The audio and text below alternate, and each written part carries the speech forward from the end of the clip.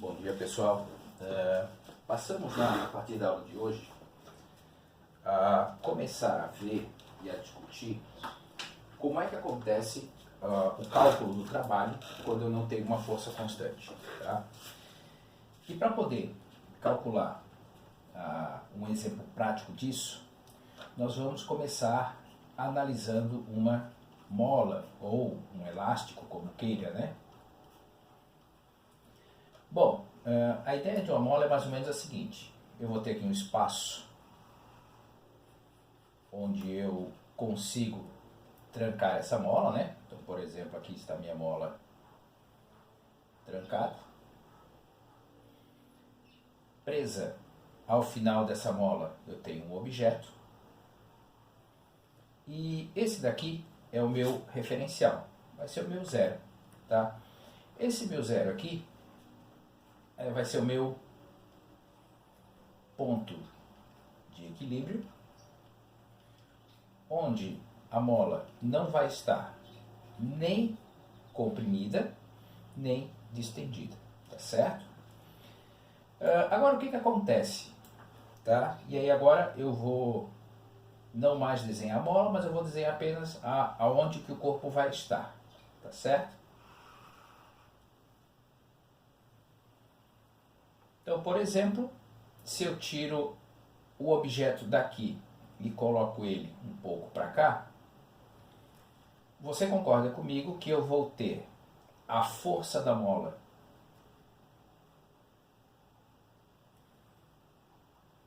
empurrando ele para cá, e se eu quero manter esse objeto parado nesse lugar, eu vou ter que fazer uma força de mesma intensidade, mesma direção, porém sentido oposto, para que eu possa ter um novo ponto de equilíbrio. A partir do momento em que eu, por exemplo, parar de exercer essa força, o que eu observo é que esse objeto é empurrado para cá. Óbvio que se ele não tem atrito, ele vai ficar indo e voltando, mas ele é posto a voltar nesse ponto zero. Agora, se eu pego esse mesmo objeto e trago ele para cá, mais ainda para perto da parede, tá? A força que a mola vai fazer sobre esse objeto é maior. Então, dessa forma, a força que eu vou fazer aqui também precisa aumentar. Então, o que eu posso fazer aqui? Existe uma relação entre esse elongamento, tá, em relação ao zero, com a força. De modo que, quanto mais eu vou comprimir essa força, tá? Perdão, quanto mais eu vou comprimir esse objeto, mais força eu preciso fazer, tá certo?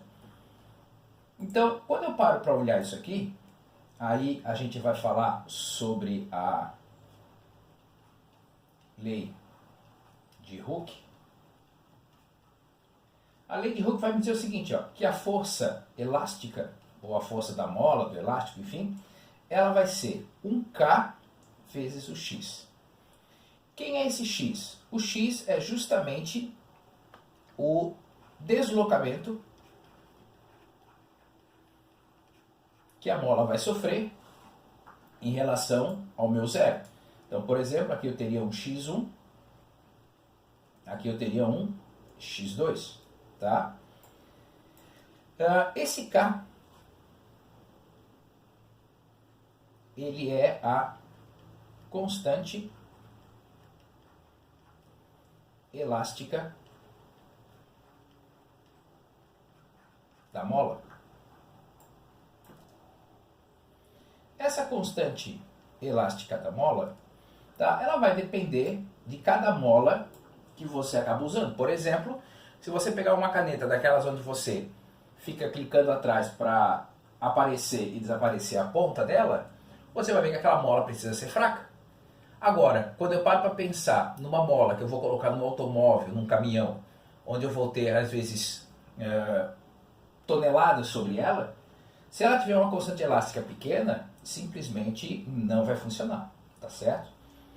E essa força aqui, da lei de Hooke, ela tem um sinal negativo que caracteriza ela como sendo uma força restauradora, ou seja, ela sempre está tentando trazer o objeto aqui para o zero.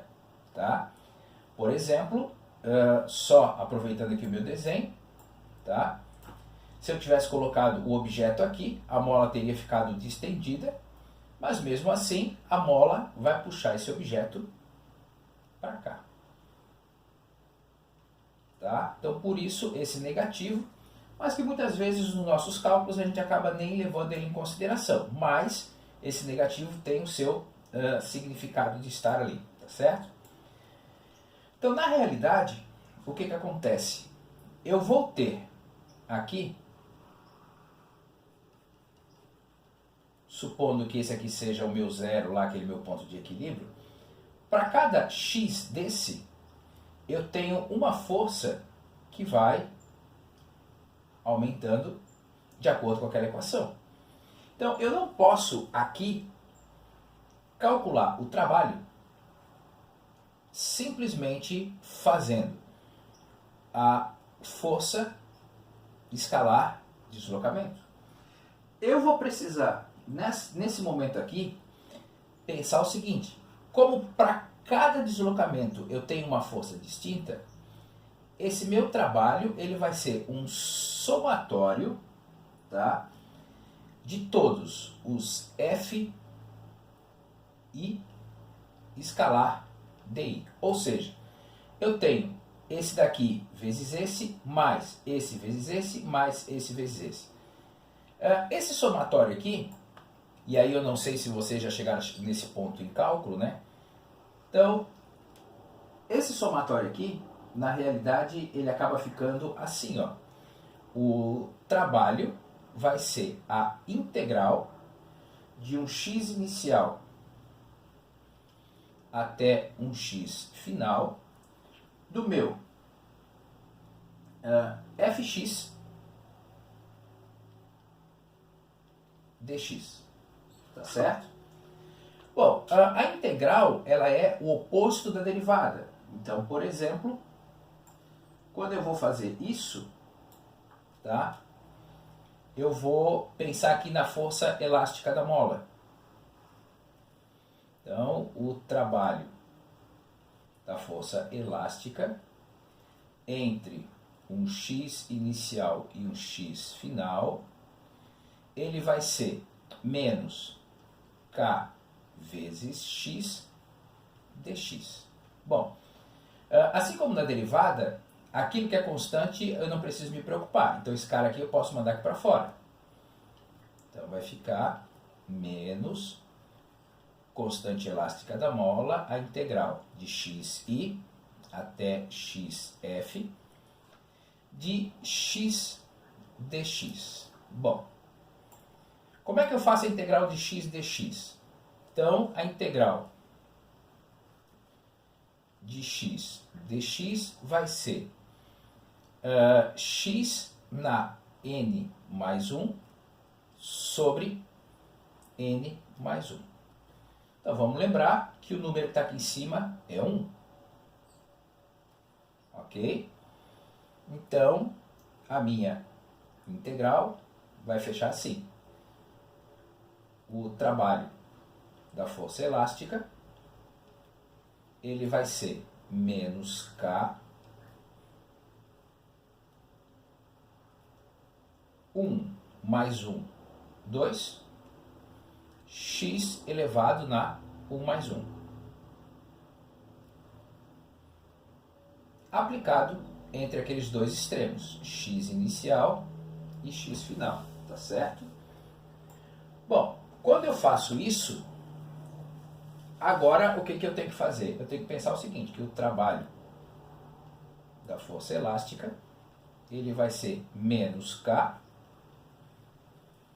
aplicado na posição final, então x final ao quadrado sobre 2, menos x inicial ao quadrado sobre 2. Aplico primeiramente esse aqui, depois esse aqui, tá? Subtraindo um do outro. Isso faz com que o meu trabalho da força elástica seja mais K x inicial ao quadrado sobre 2, menos com menos ficou mais, né? E mais com menos x final ao quadrado, opa, tem o K aqui, sobre 2. Ou seja, o trabalho da força elástica está associado a essa variação. E quem é essa variação? Essa daqui é a variação da energia potencial elástica, tá certo? Então, eu consigo dessa forma associar uma energia da mola para quando eu desloco ela. Então, para cada posição eu tenho uma energia associada e a partir disso eu consigo saber quanto que ela está. Agora a gente pode pensar em fazer o problema 7.06, que está lá na página 160. O problema 7.06 ele diz o seguinte: quando uma mola realiza um trabalho sobre o objeto, não podemos calcular o trabalho simplesmente multiplicando a força da mola pelo deslocamento do objeto. Exatamente aquilo que a gente fez agora, tá? Então ele diz o seguinte: na figura 7.11, depois de deslizar em uma superfície horizontal sem atrito, com velocidade de 0,50 metros por segundo, um pote de cominho de massa 0,40 kg, ou 400 gramas,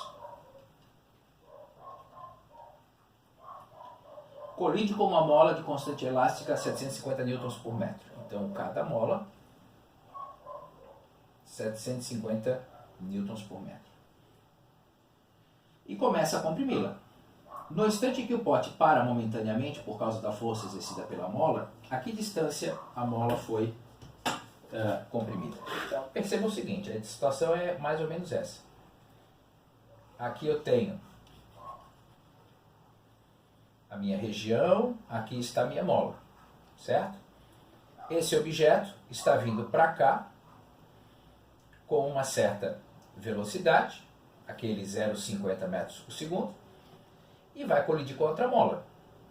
Esse objeto tem uma certa energia, e essa energia vai ser usada para comprimir a mola. Então, o que eu posso pensar? A energia potencial elástica, ela vai ser exatamente igual à energia cinética que o objeto tinha aqui. Então, eu vou ter uma transferência de energia cinética para a energia potencial elástica. Tá? Então, a gente começa aqui a ver uma conservação da energia potencial, uma conservação da energia mecânica, né, para os nossos problemas. Então, quem é a energia potencial elástica? É o meu K vezes x ao quadrado sobre 2. Quem é a minha energia cinética? mv ao quadrado sobre 2. Tá certo? Esse 2 aqui eu posso cortar, já que está nesse lado e naquele outro lado. Esse K é os 750 newtons por metro. Tenho que ficar atento nessa questão das unidades de medida, né? A massa, 0,400. E a velocidade é o 0,50 ao quadrado. Bom, depois que você faz aqui o devido isolamento, você vai chegar numa situação onde você vai ter o x igual a mais ou menos, tá? 1,2 vezes 10 na menos 2 metros, ou mais ou menos 1,2 centímetros. Mas por que mais ou menos? Porque se eu colocar o zero aqui com o meu referencial para lá, isso aqui vai dar menos alguma coisa. Se eu colocar como meu referencial para cá, isso aqui vai dar mais alguma coisa. Então aquele mais ou menos, ele simplesmente está me dizendo, eu poderia tanto comprimir a mola quanto distender, tá? Aqueles 1,2 centímetros que eu teria a mesma energia associada. E a partir daí, eu simplesmente poderia pensar em como analisar a situação. Mas eu não posso esquecer que eu tenho que levar em consideração todos esses dois. Bom, quando eu tento generalizar isso, tá? Eu posso pensar o seguinte: para eu calcular o trabalho de uma força variável qualquer, eu vou ter que fazer a integral, tá, de xi até xf de uma função f de x, que naquela ocasião nós usamos a força elástica da mola, menos kx, vezes o meu dx. Tá certo? Então, quando eu faço isso, nesse momento aqui, nós vamos nos limitar ao seguinte: essa integral aqui vai nos dar a área sobre o gráfico, força vezes deslocamento. Tá certo? Então, por exemplo, quando a gente parte para pensar no problema 7.07,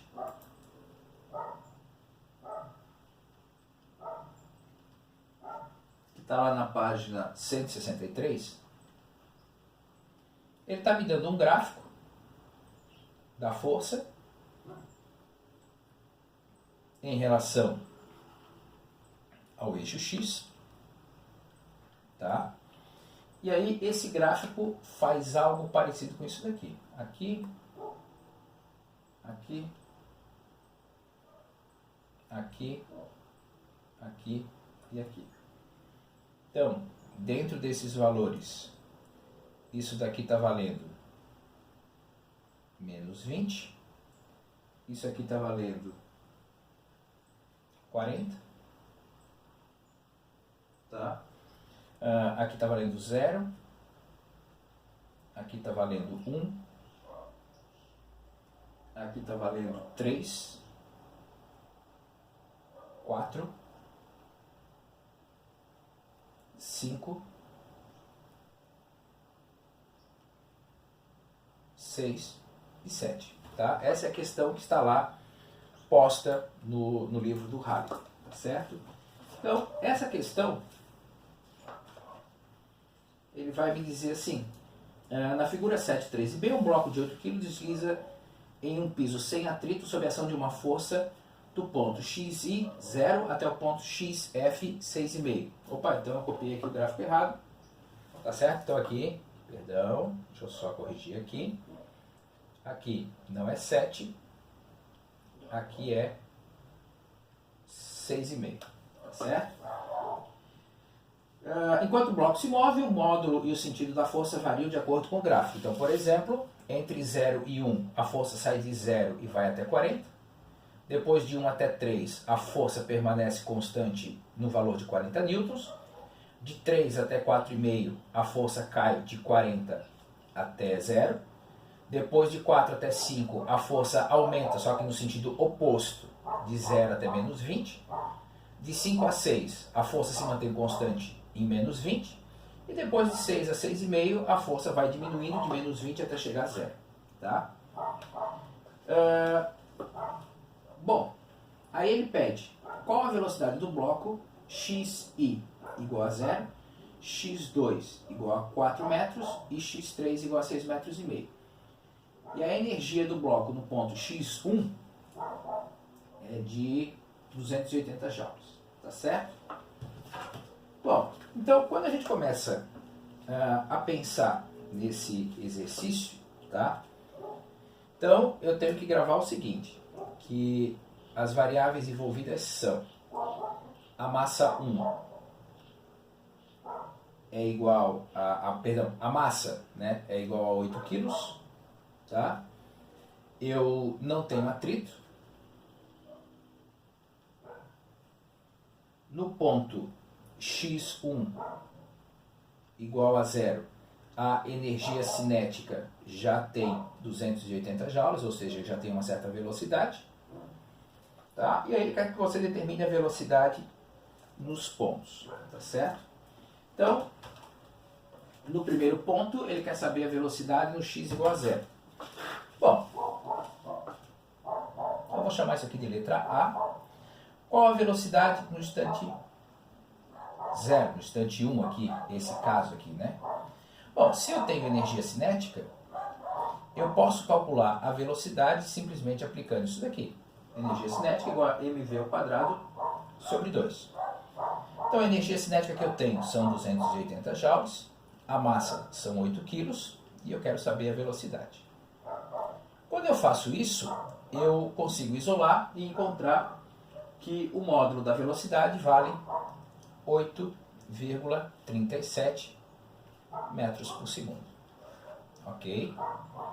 Bom, depois disso, ele quer saber qual a velocidade do ponto x igual a 4 metros. Tá? Então deixa eu levantar aqui. Então ele quer saber, na letra B, qual a velocidade no x igual a 4 metros. Bom, aqui eu vou começar pensando assim. O trabalho é igual à energia cinética final menos a energia cinética inicial. Tá? Então, eu já sei que eu vou analisar isso daqui de 0 até 4 metros. Então, nesse ponto aqui, a energia cinética está valendo 280 joules. E nesse ponto aqui, eu quero saber a velocidade. Então, eu posso pensar assim. Desde que eu saiba quanto que vale o trabalho, massa vezes velocidade ao quadrado sobre 2, menos os 280 joules. Bom, mas agora, como é que eu vou calcular esse trabalho? Essa é a grande pergunta. Bom, para calcular esse trabalho, né, eu vou ter que calcular essa área aqui. Se você lembra que isso aqui é um paralelogramo e que eu posso calcular a área de um paralelogramo como sendo base maior mais base menor vezes a altura sobre 2, ok? Se você não lembra, você vai ter que ir lá e calcular. Por exemplo, que figura é essa aqui? É um triângulo. A área do triângulo, base vezes a altura sobre 2. Que figura é essa daqui? É um retângulo. Base vezes a altura. Que figura é essa daqui? Outro triângulo. Opa, base vezes a altura sobre 2.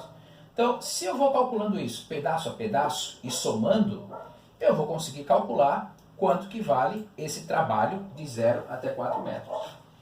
Eu já tenho esse resultado aqui e esse trabalho acaba valendo 120 joules. Tá? A massa é 8.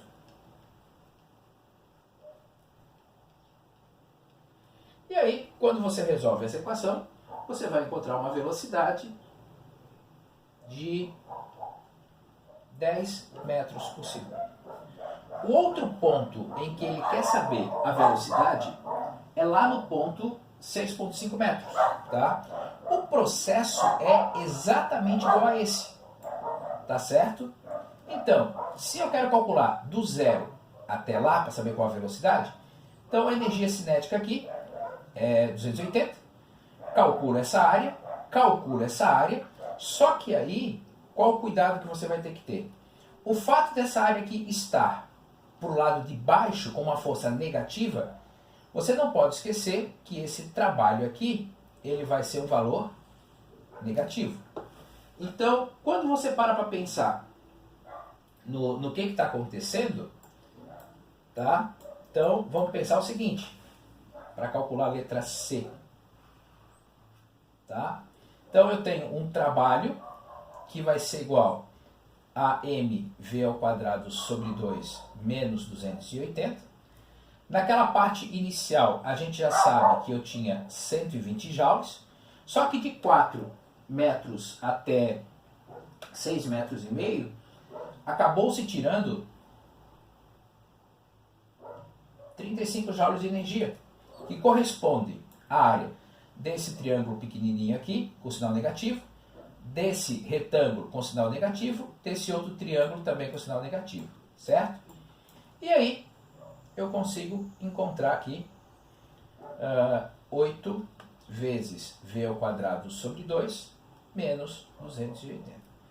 E aí quando você calcula essa velocidade, né, você chega à conclusão de que essa velocidade aqui ela vale 9,55 metros por segundo. Deixa eu só tirar isso aqui, por mais que seja um vetor, mas eu estou calculando só o módulo dela. Tá certo, pessoal? Então quando a gente para pensar nesse tipo de situação, tá? Basicamente a nossa ideia vai ser calcular a área dessas figuras. E eu insisto, abaixo do eixo X, tá? Toma cuidado que você precisa levar em consideração que isso aqui vai ser um trabalho negativo, tá certo? Bom, o último exercício para esse momento é o exercício 7.08, que está lá na página 165. Ele está me dizendo que eu tenho uma força, que vetorialmente falando ela vale 3x ao quadrado na direção I, mais 4 na direção J. Tá? Aqui ela está variando com x, aqui ela está constante. Tá certo? O ponto inicial é 2 do eixo x e 3 do y, tá? E o final é 3 do eixo x e 0 do eixo y. Bom, e aí ele quer que você calcule o trabalho. Para você calcular esse trabalho aqui, vai ser a integral de x inicial até x final de fx dx mais a integral de y inicial até o y final de fy dy. Tá certo? Então vamos lá. O trabalho vai ser, qual que é o x inicial? É o 2, está aqui ele. O x final é o 3. Qual que é a função x? 3x ao quadrado dx. Mais a integral. O y começou no 3, foi até o 0, de fy, que é uma constante, dy. Tá certo? Bom, então vamos lá. Trabalho vai ser igual. Esse 3 é constante. De 2 até 3, x ao quadrado dx. Esse 4 é constante. Tá? Quando eu vou fazer essa integral agora? 3 vezes 2 mais 1, 3. 2 mais 1, 3. De 2 até 3, mais 4. Aqui eu tenho o número 1, então a minha integral vai ser o próprio y, de 3 até 0. Tá? Então vai ser 3 que multiplica. Primeiro o final, depois o inicial, mais primeiro o final, depois o inicial. Tá certo? Depois que você resolve essa expressão numérica com seus devidos cuidados, você chega à conclusão de que esse trabalho é ou vale 7 joules. Tá certo, pessoal? Então, quando eu tenho uma função, tá, eu vou ter que fazer integral. Óbvio que nesse ano, primeiro ano, vocês já estão vendo cálculo, tá? Numa prova, pensando numa situação prática, né, você teria que se preocupar mais em saber como resolver usando o método das áreas. Tá certo, pessoal? Grande abraço para vocês. Tchau, tchau.